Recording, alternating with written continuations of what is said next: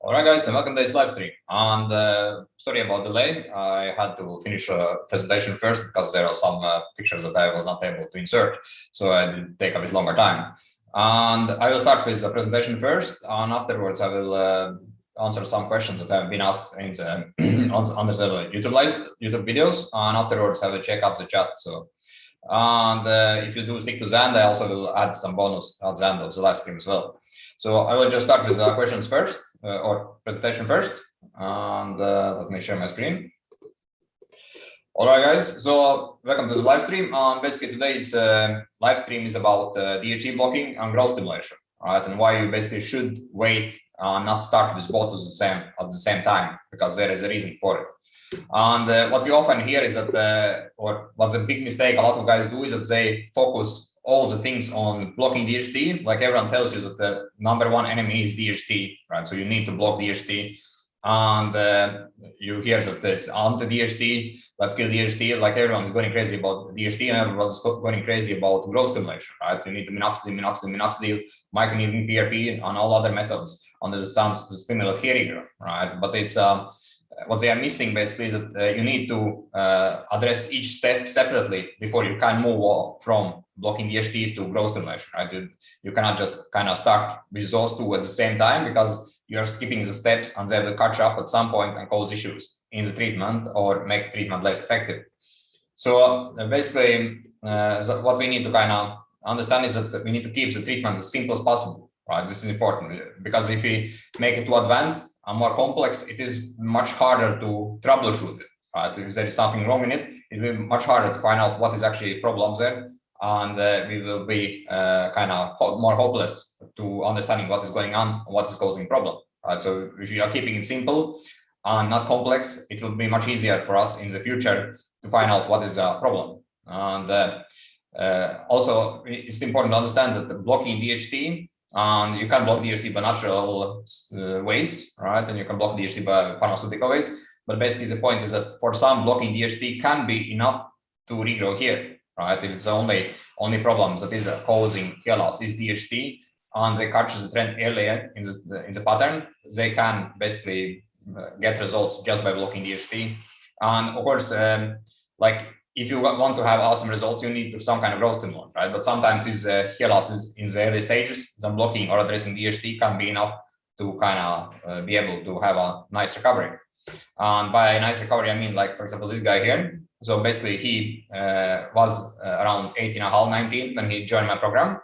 And his hair loss issue was mainly because of inflammation. So what we did is that we basically solved his scalp inflammation, and it was caused mostly by diet and by wrong foods, by trigger foods. It was causing his inflammation, oiliness on the scalp, and problems on the skin, and itchiness, and flakiness. And we solved those problems with change in diet, avoiding triggering foods, and addressing scalp conditions by pH balancing the scalp. And basically, he was able to have a very nice recovery.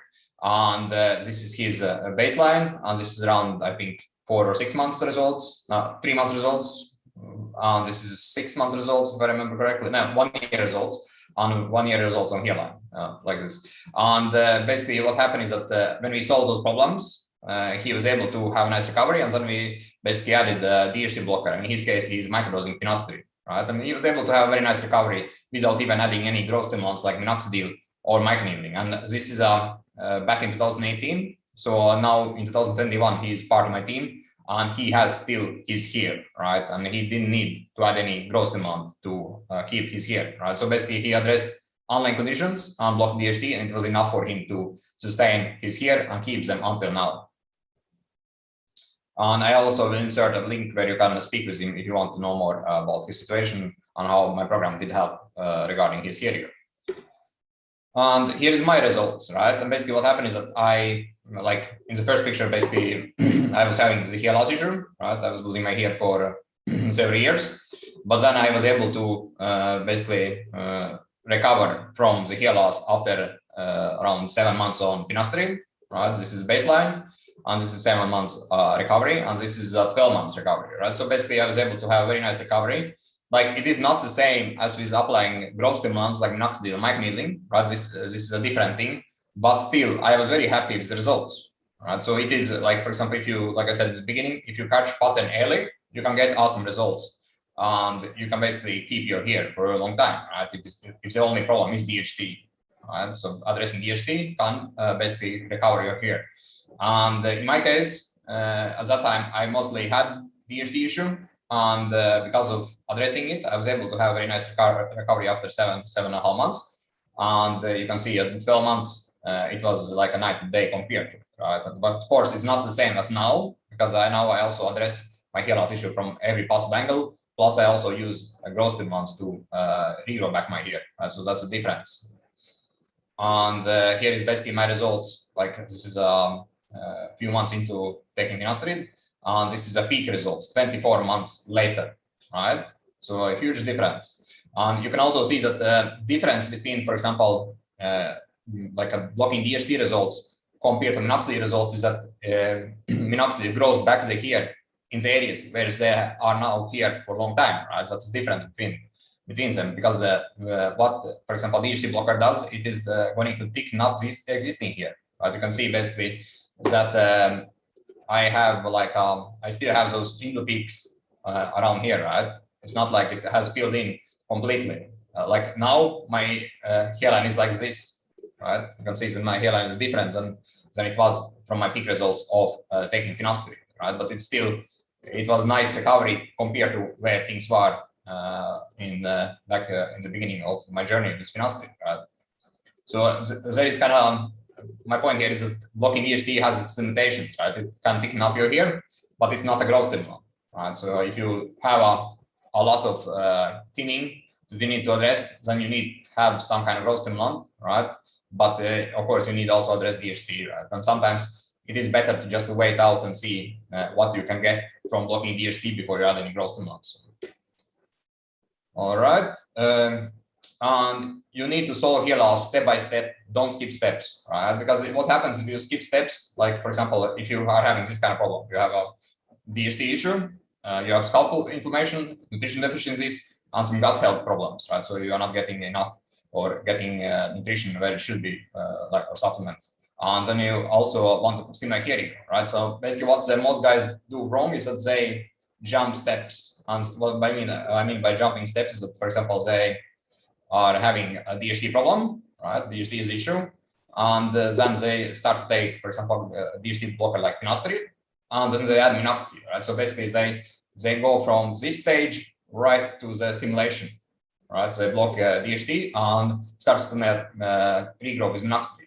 And they are not addressing scalp inflammation, they are not addressing nutrition deficiencies, and they're not addressing their gut health, right? And those things, like it can work to block DHT and stimulate hair regrowth, right? It can work, but it will work for a short time, right? For example, it can work for 6 months, 1 year, 2 years, but then scalp inflammation will start to cause problems, and nutrition deficiencies also will start to kick in, and same with gut health, right? Like this is just example, but basically those online conditions will start to catch up and cause issues, because if there is scalp inflammation, minoxidil will become less and less effective.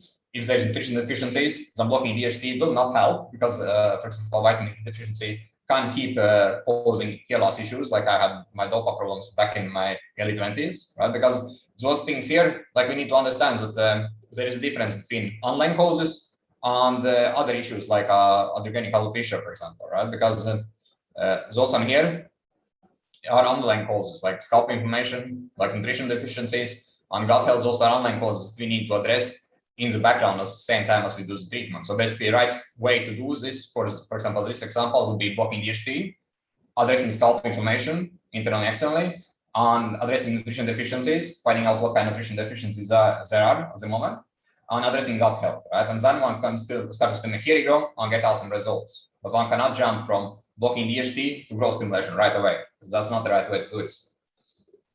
All right.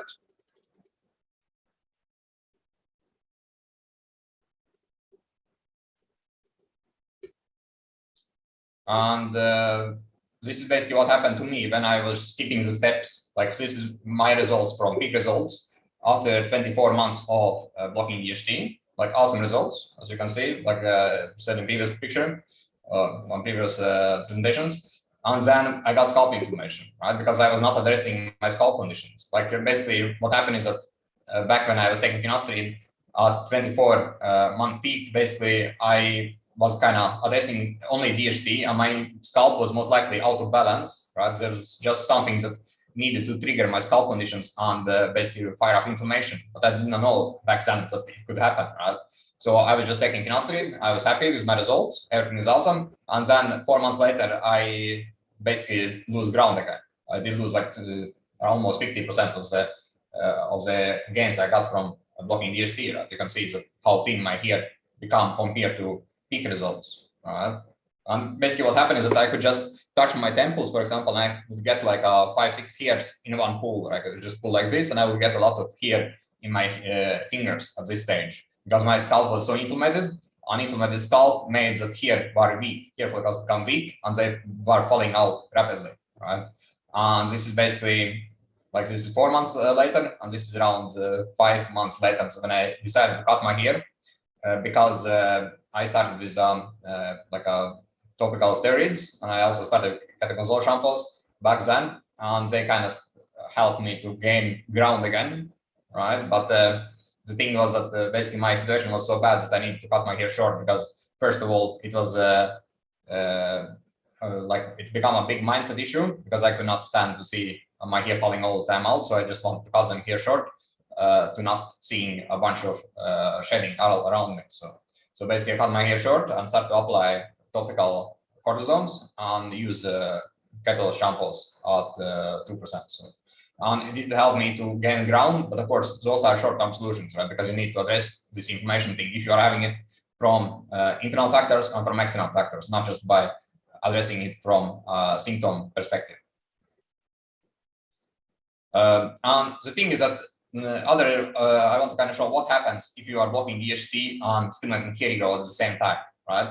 Let's say if you do address inflammation, if you do address everything else, and everything else is kind of covered, like you don't have any scalp problems, you don't have any dermatitis and allergies, everything is perfect, right? And you basically want to just jump on blocking DHT and growth stimulation right away, right? And this is what basically happens. First of all, we need to kind of remember that it takes 4 weeks before finasteride or dutasteride starts to kick in. But it just doesn't start to kick in right away. It actually takes 4 weeks before one can notice any difference regarding DHT blocking, right? So to lowers DHT. So basically what happens is that if you take, let's say 1 mg daily with finasteride, it blocks your or lowers your DHT levels by 70% after 4 weeks, right? It's a gradual process, but it happens after 4 weeks. And same is dutasteride, right? It blocks basically or lowers your DHT by 90%, but it happens after 4 weeks. And only then you can start to kind of expect less shedding, right? So shedding up until those 4 weeks, shedding can continue, right? When you start with, for example, blocking DHT, shedding can continue up to 4 weeks. And for some, it can take even longer. It can take 6 to 8, and for some, even 12 weeks before shedding starts to decrease, right? Because, for example, if your hair loss has been going on for several years and you haven't done anything about it, then your hair follicles has been affected by DHT, and affected hair follicles will shed out, right? This is quite normal. And that's why when I first started with blocking DHT, I kind of tried to ignore my hair. I tried not to look in the mirror and cut them a bit shorter. Like you did see my picture from 2008, if you have been following me sometime, is that I was I could not stand seeing my hair fall out, so I just ignored them. I didn't look at them in the beginning, right? And for some, it can be a good way to deal with it because when you start with, for example, DHT blocking, it will have effect of causing shedding if your hair are very weak to begin with, or they are affected by DHT to begin with, and you start with blocking it, it will cause shedding. And the shedding should not go longer than 12 weeks, right? If it goes longer than 12 weeks, then basically means that there is something else that is causing a problem and that you are skipping the steps. Maybe you are having scalp inflammation that you're not aware of, or microinflammation, or something else that is causing a problem, making the hair keeps falling out, right? But the shedding has to stop after 12 weeks. If it goes longer on, that basically means that there is something wrong that needs to be addressed in the treatment. So, all right, and here's basically results after blocking DHT and stimulating hair regrowth at the same time. So this is a kind of baseline, and this is 2 months, like 10 weeks later, I would say. Right? You can see that values here are there, but what happened in this guy's case is that he was having like we addressing scalp problems and everything is fine. Like you can see the skin also is a bit different compared to 2.5 weeks, 2.5 months later.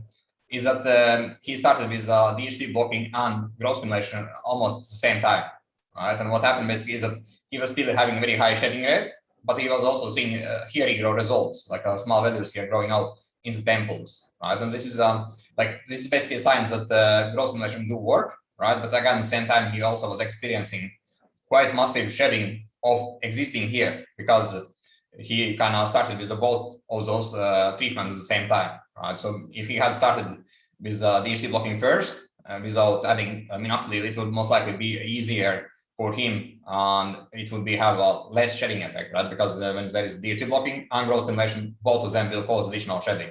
But in his guy's case, he basically did see values here after around 10 weeks, and it is a positive sign. Like again, just to show you a bit more clear in this picture, right? A lot of values here, and this was basically 4.5 months later. Right? You can see a very nice recovery after basically addressing underlying conditions and adding potent DHT blocker and potent growth stimulants. And his hairline, nice recovery. And in this picture, basically, I want to kind of show you guys what happens if you try to stimulate hair growth with natural growth stimulators, like for example, rosemary oil or peppermint oil or mixture of those or green tea extract with mixture of different oils, essential oils. This is basically what happens compared to minoxidil results, right? And you can still get results with natural growth stimulators, right? But you can see that it is much less compared to 10 weeks of minoxidil. 5% minoxidil gives you much more regrowth, but natural growth formulation still can work. This basically shows that those small values here around here, they still are popping up, but you can get much better results with minoxidil. This is kind of point here. And for you guys who do have patients and want to basically try it out, it is a possibility, right? To show you basically that both of them work, but results from minoxidil is most likely or will be much better and more hair regrowth compared to if you are addressing it with natural growth stimulators. And this is both are the 10 weeks results.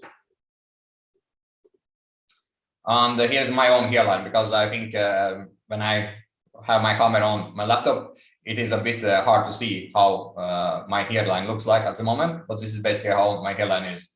And at the age of almost 37, I would say it is in quite good conditions compared to where my hair was before. So basically, my point here is that if you're addressing hair loss from all angles, if you are taking it seriously and well, basically are aware of your problems, underlying causes, and addressing them, you can get this kind of result, right? But you need to work for it, but it is possible, right? So basically, just to show you kind of motivation, what you should be aiming for. So. All right, so I will check up questions. A bonus I also want to add, and basically it will help you with a timeline, what to expect regarding hair regrowth when you start with growth stimulation, and how long time it takes to see first results, and how it improves as time goes by. So. All right, so I can see there is a lot of questions here in the chat box, so basically we'll just take one by one. We have still some time before I have to end letter them. So first question is about, hey sir, how do antihistamines work to reduce inflammation? They reduce or help to reduce allergy, right? Not inflammation. So if you do have allergies issues, like I, for example, have a lot of allergies. So for me, antihistamines do work, right? But if you don't have allergies, then there is not necessary to add any antihistamines to your plan or treatment, right? Because antihistamines don't reduce inflammation, they address allergies. That's the difference. So you need, if you have inflammation, then you need to address inflammation from different angle, because antihistamines may mask it away. It can help a bit with itchiness, but it's not solving inflammation, right? Inflammation, allergies are two different things. So you need to address them differently. So. Talk more about how to regrow hairline. Yes, so basically, if you want to regrow hairline, you need to again address your underlying conditions, why you're actually losing the hair in the first place, and then you need also to find a potent growth stimulant to do so, right? And in my case, I've been using minoxidil with microneedling. Like I do microneedling first, and then apply minoxidil basically right afterwards. And the thing is that as long as you don't do microneedling too harsh on your scalp, there is no bleeding, no punctures, then it is fine, right? But if you do have a bleeding or punctures in the scalp, then you cannot do application of minoxidil right away. You need to wait it out and make sure that your scalp is healed before you do that, right? But in my case, I do like a light microneedling and then I apply minoxidil. That's different. And I have made several videos about it. So if you want to check more, you can definitely search up them on YouTube. I've been making several videos about how I microneedle, how long sessions I have microneedling, in what areas I do it, and how I apply minoxidil as well. And there is even an instruction video on how to do it. All right, let's see. So, by the way, does having long hair cause more shedding? 1 second. No, it doesn't, because long hair or short hair, it doesn't have any effect. The thing is that if you are long hairs, then you may, if you are using, for example, derma roller, and you apply minoxidil to grow stimulant hairs, then you need to be a bit more careful, because if you are kind of carelessly rolling over your scalp, it is easy to pull them out, right? Another thing is that when you apply topicals on the scalp and the hair are long, then basically it is easy that they will stick in the hair, and you won't kind of get it to the scalp, right? Because, for example, minoxidil has to reach the scalp before it has effect, right? So if you just apply it on the hair, it won't work. So it's important that it actually reaches the scalp to have effect from minoxidil. So, if you are shorter hairs, then basically it is much more convenient, much more easy to do those things. But as you can see in the video now, is that I have quite long hair now. Right? I haven't cut my hair for around 3.5 months, and I still am able to do all the things, but it takes longer time to dry my hair. It takes longer time to apply things to my scalp, and it also requires using more of the shampoo, for example, right? Because normally I use half teaspoon of shampoo each time I wash my hair, and I wash it daily. But now I need to use around 1 teaspoon because my hair is quite long and it's not enough to cover all of it. So, all right.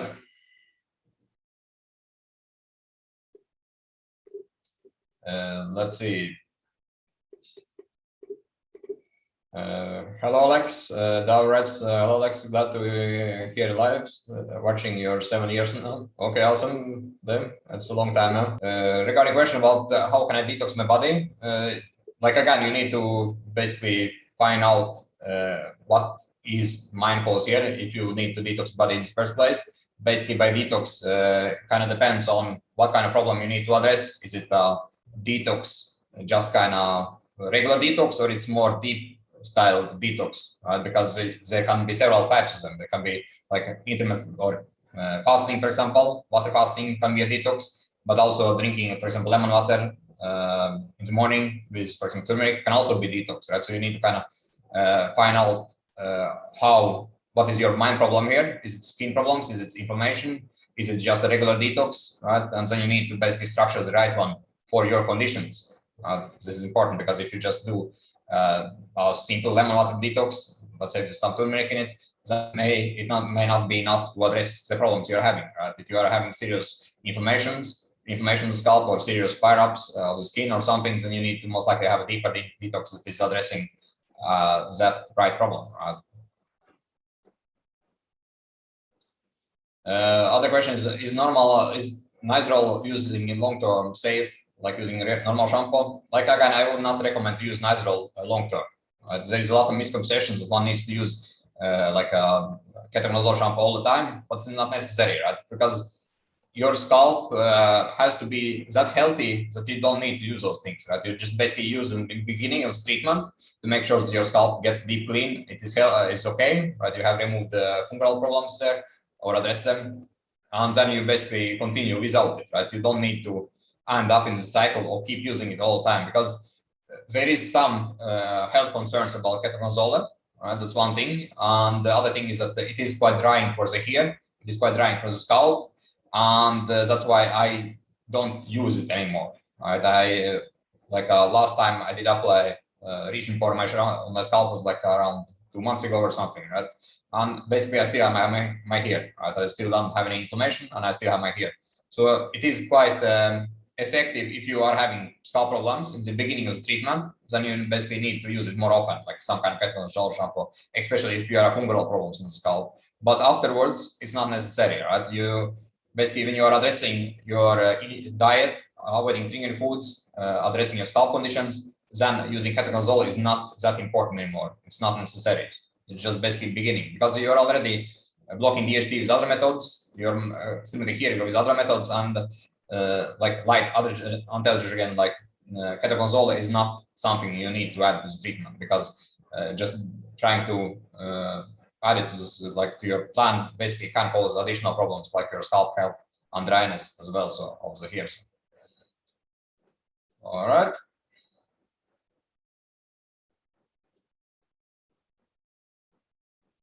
Do you think going vegan is a good idea to reduce inflammation due to the food? No, I don't think so, because vegan diet also can have nutrition deficiencies. So like if you want to go vegan, that's fine, but you need to be very aware of what kind of foods you're actually adding to your diet if you go vegan, and what kind of nutrition profiles they are having. So you need to be much more selective and much more careful, because it's easy to get nutrition deficiencies, and then you have additional problem besides inflammation.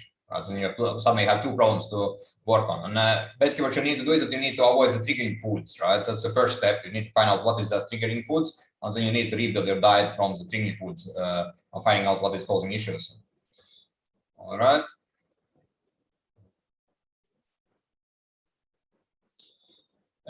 Question about can finasteride on its own regrow here? It will thicken up the hair, right? If you watch the beginning of my presentation, basically what happens is that it works different than, for example, minoxidil, is that it will thicken up the hair compared to minoxidil that actually grows back the hair in the bald areas. So finasteride will thicken up the hair, and if you have a lot of or early stages of hair loss, or a lot of hair still left on the scalp, then most likely finasteride is a good option to thicken up the hair, and it will look like you have a regrow. Right? It will stop progression and it will thicken up the hair if your only problem is DHT. But what minoxidil does is it is basically helping to regrow back hair that has been lost for some time. Right? It is a game changer for you guys if you do it use correctly. If you have a lot of hair loss, if you have just a beginning of the hair loss, early stages of it, then addressing it by finasteride can be an option. It can be a good option, like I showed in the beginning of the presentation. Results I got just from finasteride were awesome. So, 1 second. All right.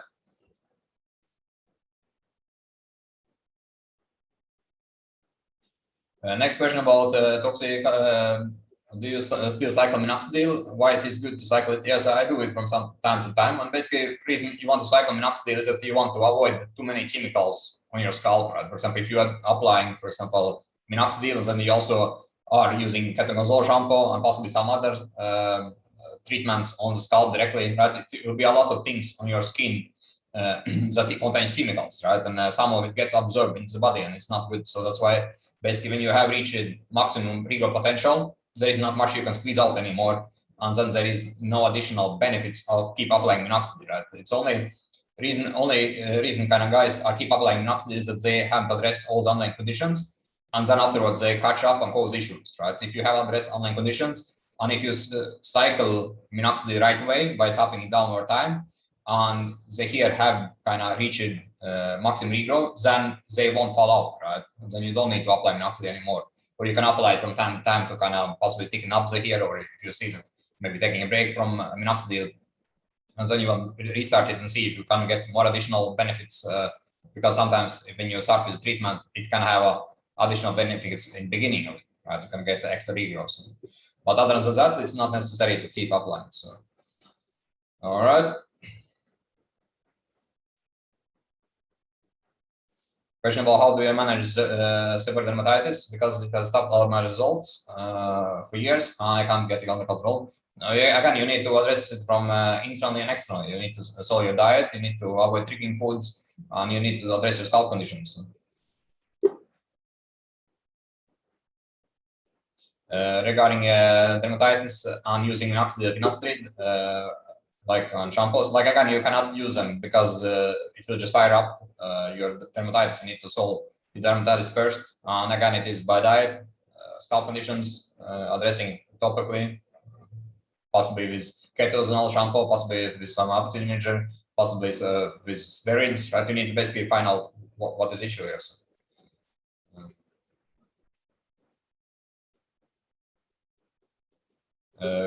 question about minoxidil. Minoxidil since 4 months. Can I just finish minoxidil and use it only every other day? Continuous minoxidil. Like again, it depends on context how good the results you have been getting. But 4 months is quite early. I would basically suggest to wait around 12 months minimum before one can starts to consider cycling it. So.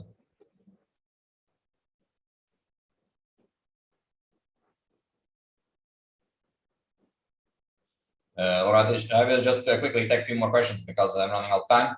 But basically, question about why didn't I start minoxidil sooner, only in 2013? Because I was having scalp problems. Like I was having scalp inflammation. So every time, like I tried it when I started with finasteride, I did try minoxidil a bit in the beginning. And what happened? My scalp started to get itchy. And so I knew that there was a problem and I could not use it. And then time went by, and again in 2009, I again tried it, and again it caused scalp itchiness.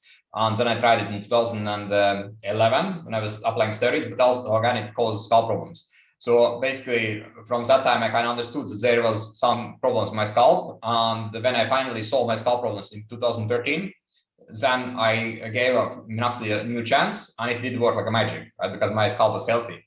So that's the reason basically I was not able to start with it until 2013, because every time I applied minoxidil, it fired up my inflammation. And it didn't matter if I applied foam or liquid, it still was causing irritation, inflammation. So basically my scalp was out of balance.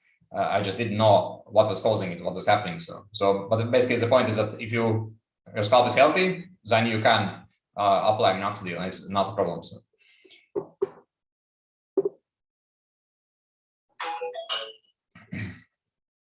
Let's say if you reduce inflammation from seborrheic but still have flakes because you start reducing DHT, like again, you need to remove those flakes, right? You need to brush them away. So, all right, guys, I will have to end for today. Like I said previously, so basically here is a link if you want to talk with a guy who was in my program a few years back. Here's a link for have a call with him to tell a bit how he was able to recover from his hair loss by my program and what kind of results he was able to get. And I also add a bonus one more time, my timeline basically here. So you kind of see what you can expect regarding results and how long time it actually takes to regrow here when you start the stimulation. This is important video because a lot of you guys kind of are not patient enough because you want to see results faster, but it do take time. So you need to understand that it is not something that will happen overnight. Sometimes it can happen fast, right? For example, if you're addressing all the online causes, it can happen very fast when your hair loss is not too advanced. But sometimes it actually can take several months before you start to notice any difference at all, right? Like in this video here. So, all right, guys, thanks for attending, and we speak next.